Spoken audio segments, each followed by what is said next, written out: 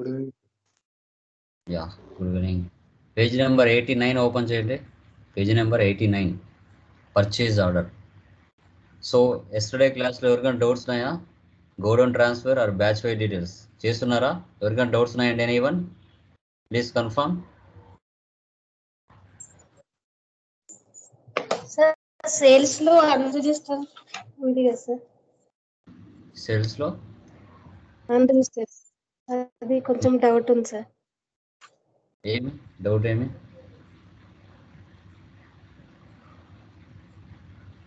Doubt ఎందుకు? Electrical store అందులో sir, ఏంటిమా?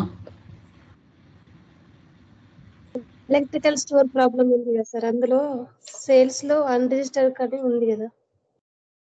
అవును చూపించాను కదా చాలా ప్రాబ్లమ్స్లలో. అన్రిజిస్టర్డ్ వచ్చినప్పుడు రెగ్యులర్ కాకుండా అన్రిజిస్టర్డ్ పెట్టుకోవాలి. జిఎస్టీ నెంబర్ అడగదు, డైరెక్ట్గా సేవ్ చేస్తాం. చాలా ప్రాబ్లమ్స్లో చెప్పాను కదా, 1 or 2 కాదు, చాలా ప్రాబ్లమ్స్లో చూపించాను అన్రిజిస్టర్డ్ వస్తే ఎలా ఎంటర్ చేసుకోవాలి.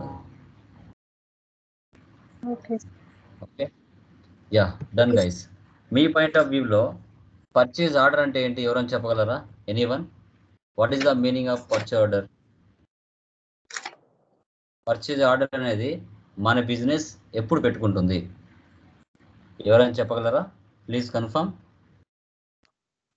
మనకు రిక్వైర్మెంట్ బిజినెస్ స్టార్ట్ అప్పుడు పర్చేస్ ఆర్డర్ మనం రైట్ చేస్తాం sir.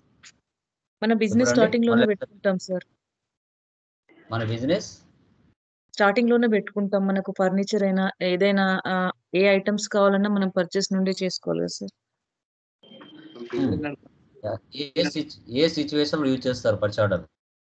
For the estimation sir, purpose of estimation. ఇంకా మనం పర్చేజ్ చేసేటప్పుడు ఐటమ్స్ మన దగ్గర లేనప్పుడు ఆర్డర్ చేస్తాం సార్, పర్చేజ్ చేయడానికి. Okay very good. ఆర్డర్ పెట్టి పర్చేజ్. Very good. ఎస్ ఇంకా రిమైనింగ్ పర్సన్స్ తెలిసిన కాడికి చెప్పండి, డోంట్ వరీ. చేయాలంటే కొన్ని అమ్మాలి కదా. Okay done. ఓకే ఎప్పుడు మనము పర్చేజ్ ఆర్డర్ అనేది రైట్ చేస్తాము అంటే, మనం రెగ్యులర్గా బిజినెస్ చేస్తూ ఉంటాం, మార్కెట్లో పర్చేజ్ చేస్తూ ఉంటాం, యాజ్ యూజువల్గా ఐటమ్స్ని సేల్ చేస్తూ ఉంటాం. ఇది రెగ్యులర్ జరిగే ప్రాసెసే.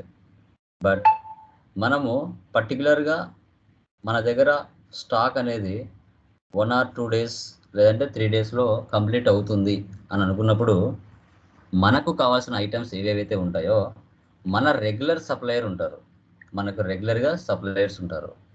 ఆ సప్లయర్స్కి మనకు ఎంత క్వాంటిటీ కావాలి, మన నేచర్ ఆఫ్ బిజినెస్ అయితే ఏదైతే అది, బట్టల బిజినెస్ అయితే బట్టల బిజినెస్, ఎలక్ట్రికల్ గూడ్స్ అయితే ఎలక్ట్రికల్ గూడ్స్, మెడిసిన్స్ అయితే మెడిసిన్స్, ఫర్నిచర్ షాప్ అయితే ఫర్నిచర్స్, మొబైల్స్ అయితే మొబైల్స్.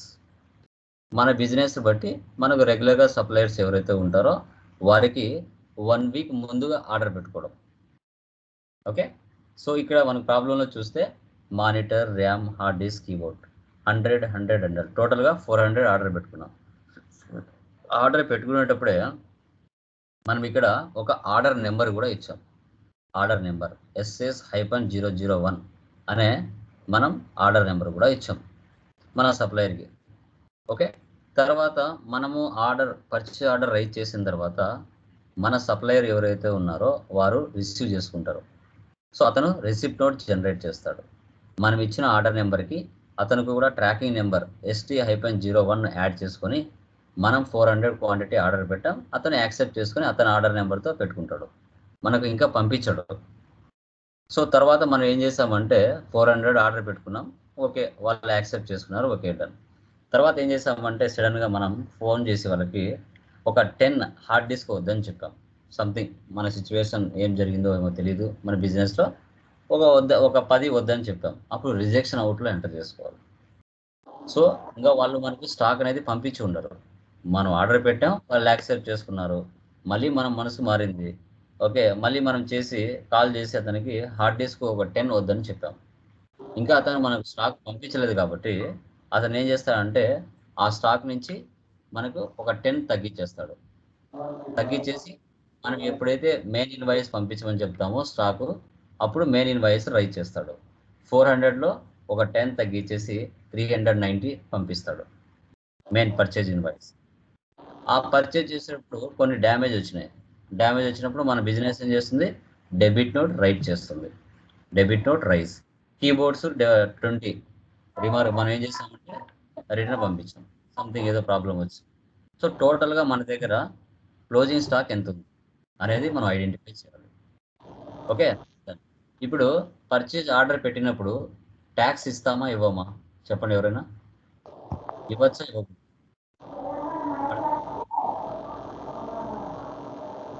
చెప్పండి. ఇవ్వకూడదు సార్, ఇంకా మనం పర్చేజ్ కాలేదు, ప్రాసెస్ కంప్లీట్ కాలేదు. ఓకే, సో రిమైనింగ్ ఇవ్వచ్చు సార్. పర్చేజ్ ఆర్డర్ పెట్టినప్పుడు మనం ట్యాక్స్ ఇవ్వచ్చా ఇవ్వకూడదా? ఇవ్వకూడదు.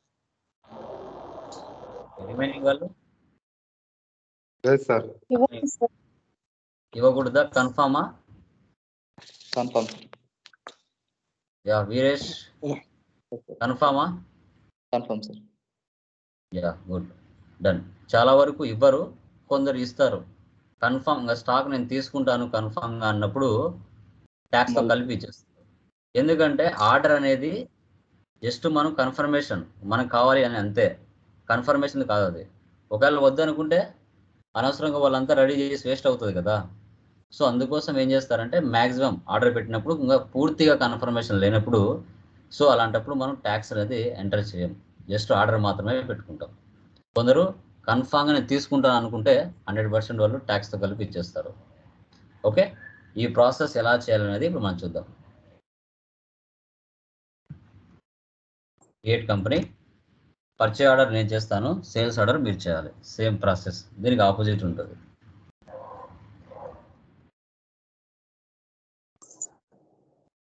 Purchase order Andhra Pradesh, control A, save.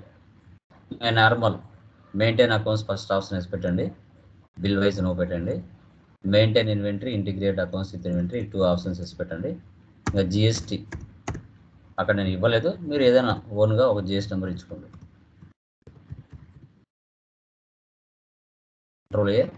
Control A. Okay, డైరెక్ట్గా నేను ఓచర్లోకి వెళ్తున్నా. ఓచర్లోకి వెళ్ళి ఫస్ట్ పర్చేజ్ తీసుకుంటున్నా. పర్చేజ్ తీసుకున్న తర్వాత అదర్ ఓచర్స్లోకి వెళ్ళి సో ఇన్యాక్టివ్లోకి వెళ్తున్నా. సో ఇన్యాక్టివ్ వెళ్తే అప్పుడు కొన్ని ఆప్షన్స్ ఎక్స్ట్రా బయటికి కనబడతాయి. పర్చేజ్ ఆర్డర్ వచ్చేసి షార్ట్కట్కి Ctrl+F9, దీన్ని క్లిక్ చేయాలి. Yes or no? Yes. Okay, ఇప్పుడు పర్చేజ్ వెళ్ళిపోయి పర్చేజ్ ఆర్డర్ వస్తుంది ఇక్కడ. ఓకే, ఇక్కడ వచ్చేసి మనము ఎవరికి రైట్ చేసాం, Sunshine Computers, Alt+C, Sunshine Computers. Creators real టైంలో అడ్రస్, వారికి ఉన్న జిఎస్టీ నెంబర్ అవన్నీ మీరు ఇచ్చుకోవాలి. Control A. ఇక్కడ ఆర్డర్ నెంబర్ ఇవ్వాలి, SS-001. Purchase ledger, Alt+C.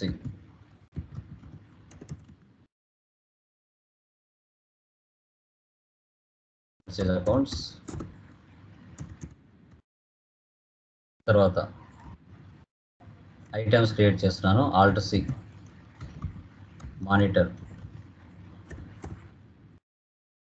Alt+C. NOS.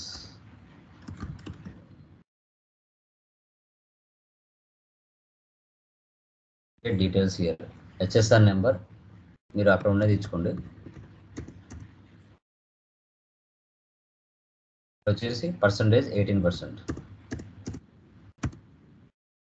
Enter. 100, 3500. Alt+C. RAM, ఎక్కడ ఉన్న HSN నెంబర్ ఇచ్చుకోండి.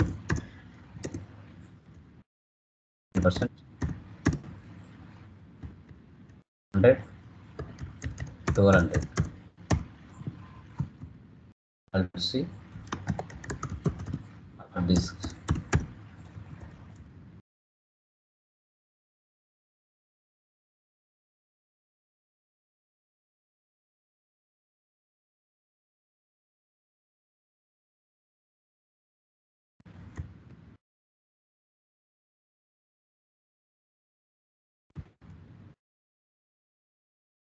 కీబోర్డ్.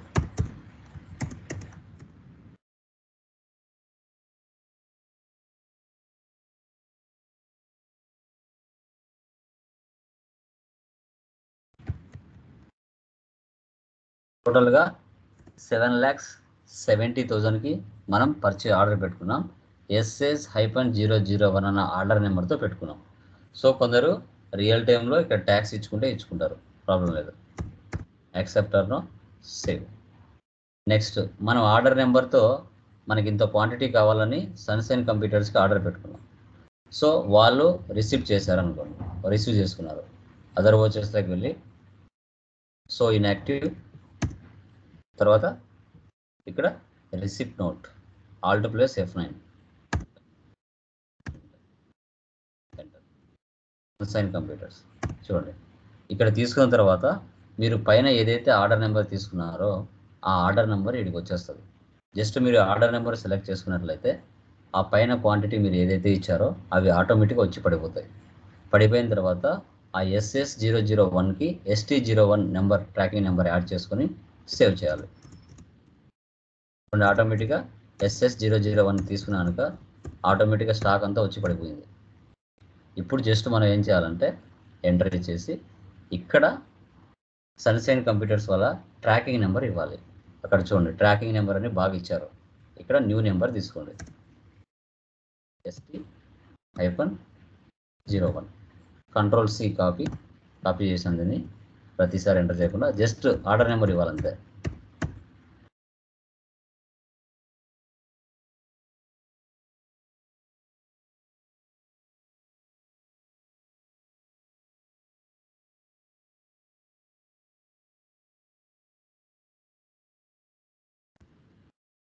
Okay, done. ఈ విధంగా ఓకే, మనం పర్చేజ్ ఆర్డర్ పెట్టుకున్నాము. SS-001తో 400 క్వాంటిటీ పెట్టుకున్నాం. వాళ్ళు యాక్సెప్ట్ చేశారు. చేసిన తర్వాత వారు కూడా ఒక ట్రాకింగ్ నెంబర్ని యాడ్ చేసుకున్నారు. జస్ట్ అంతే, మనం ఆర్డర్ పెట్టినా వాళ్ళు యాక్సెప్ట్ చేశారు అంతే. తర్వాత మళ్ళీ మనం ఏం చేసామంటే వారికి ఫోన్ చేసి ఒక 10 హార్డ్ డిస్క్ వద్దని చెప్పాం. ఇప్పుడు రిజెక్షన్ అవుట్.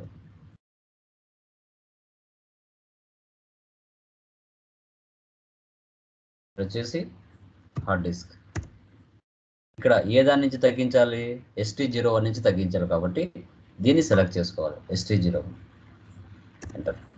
100లోంచి 10 తగ్గించాలి, రేట్ అదే ఉంటుంది.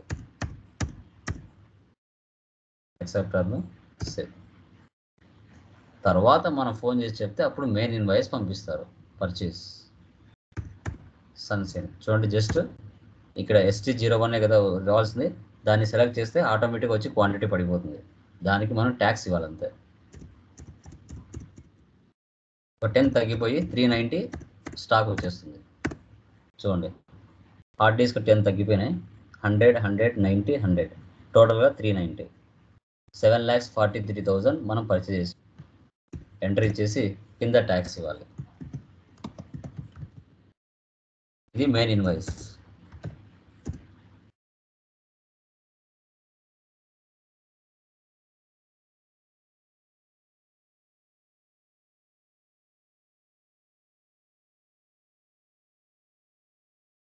సేవ్.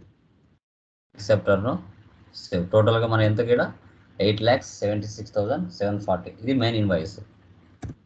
సేవ్. ఈ పర్చేజ్ చేసేటప్పుడు మనకి కొన్ని డ్యామేజ్ జరిగాయి. అప్పుడు మళ్ళీ ఏం చేసాం, మనం అదర్ వోచర్స్లోకి వెళ్ళి డెబిట్ నోట్ తీసుకున్నాం.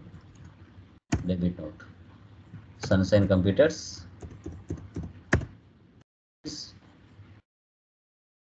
కీబోర్డ్,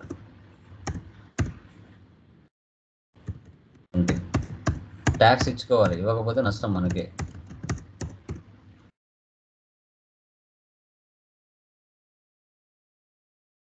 ఇవ్వండి. ఇంకా డే బుక్లో వెళ్తే మనం చేసిన ట్రాన్సాక్షన్స్ అన్నీ ఇక్కడ ఉంటాయి.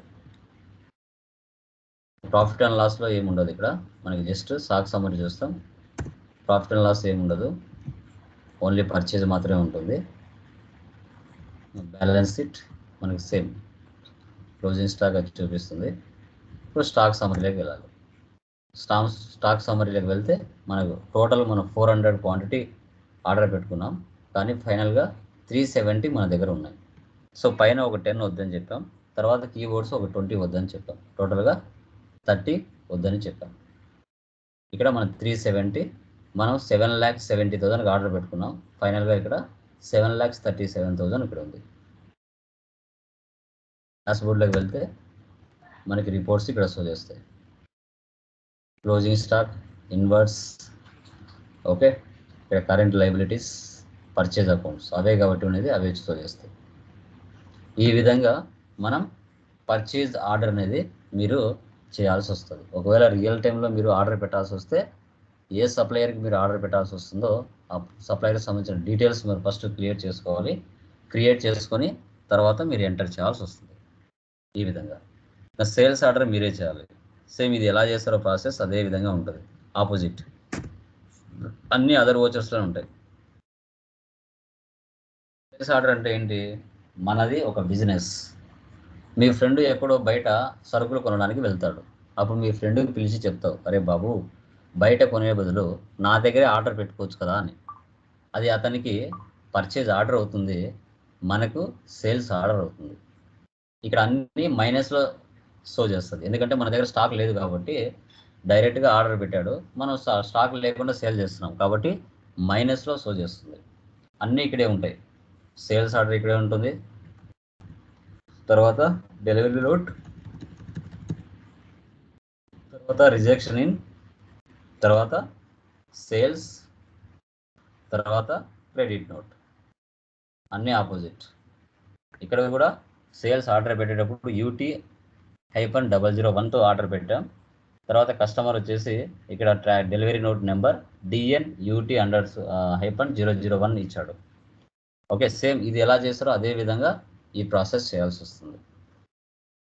Okay, clear? ఎనీ డౌట్స్ మా? ఎవరికైనా డౌట్స్ ఉన్నాయా పర్చేజ్ ఆర్డర్లో? ఎనీవన్? క్లియర్?